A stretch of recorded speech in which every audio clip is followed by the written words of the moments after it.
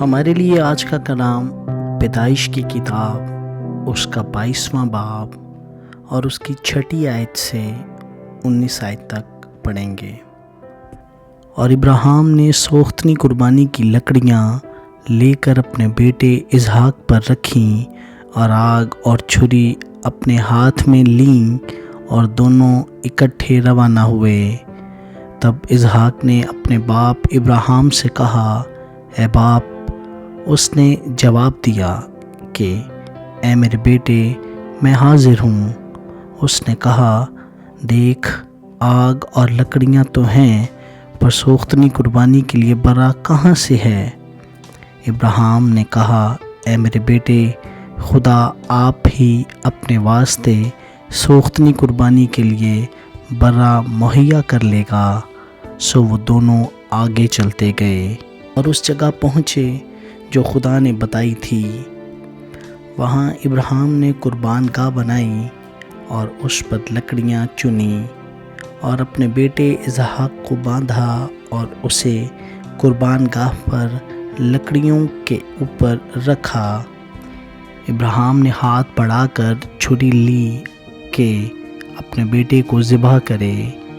تب خداوند کے فرشتہ نے اسے آسمان سے پکارا کہ اے ابراہیم، اے ابراہیم۔ اس نے کہا، میں حاضر ہوں۔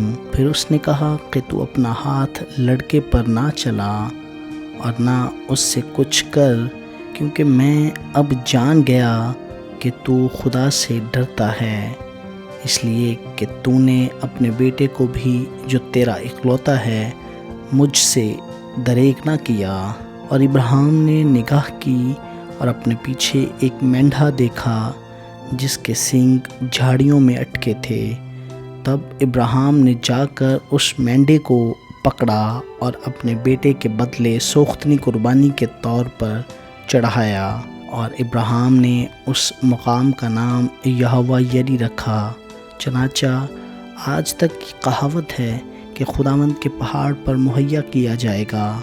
اور خداوند کے فرشتہ نے آسمان سے دوبارہ ابراہیم کو پکارا اور کہا کہ خداوند فرماتا ہے، چونکہ تو نے یہ کام کیا کہ اپنے بیٹے کو بھی جو تیرا اکلوتا ہے دریغ نہ رکھا، اس لیے میں نے بھی اپنی ذات کی قسم کھائی ہے کہ میں تجھے برکت پر برکت دوں گا اور تیری نسل کو بڑھاتے بڑھاتے آسمان کے تاروں اور سمندر کے کنارے کی ریت کی مانند کر دوں گا، اور تیری اولاد اپنے دشمنوں کے پھاٹک کے مالک ہوگی، اور تیری نسل کے وسیلہ سے زمین کی سب قومیں برکت پائیں گی، کیونکہ تو نے میری بات مانی۔ تب ابراہیم اپنے جوانوں کے پاس لوٹ گیا اور وہ اٹھے اور اکٹھے بیر سبا کو گئے، اور ابراہیم بیر سبا میں رہا۔ آمین۔